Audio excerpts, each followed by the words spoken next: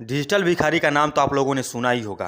आप लोग उसको जानते भी होंगे कि बेतिया के रेलवे स्टेशन पर डिजिटल भिखारी जो गले में क्यूआर कोड लटकाए हुए राजू नाम का एक शख्स भीख मांगता था, उस शख्स का देहांत हो गया है। बहुत दुख की बात है। मैं आज आपको आदर्श न्यूज़ 108 पर यही दिखाने का प्रयास करूंगा, यही सुनाने का प्रयास करूंगा और यही बताने का प्रयास करूंगा कि राजू की ज़िंदगी कैसे इस तरह हुई और कैसे क्या हुआ कि उसकी मृत्यु हो गई। देश का पहला डिजिटल भिखारी राजू अब इस दुनिया में नहीं रहा। गुरुवार की देर रात इलाज के दौरान गवर्नमेंट मेडिकल कॉलेज अस्पताल में उसकी मौत हो गई।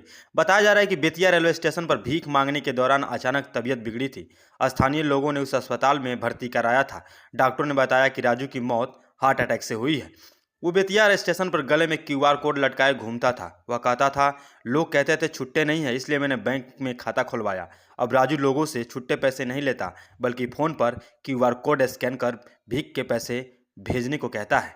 30 साल से वह भीख मांग रहा था। लालू यादव को अपना पापा बोलता था। राजू बताता था कि लालू यादव भी उसके फैन थे। उनके कहने पर खुद को पीएम मोदी का भक्त बताता था। उसे सप्त क्रांति सुपरफास्ट एक्सप्रेस के पेंटी कार से रोज भोजन मिलता था।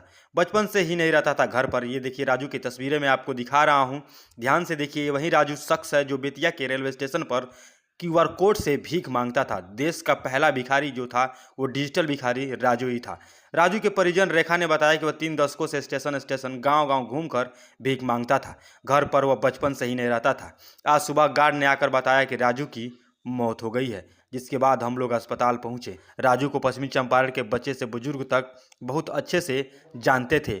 उसकी मौत के बाद पूरे पश्चिमी चंपारण में दुख की लहर है।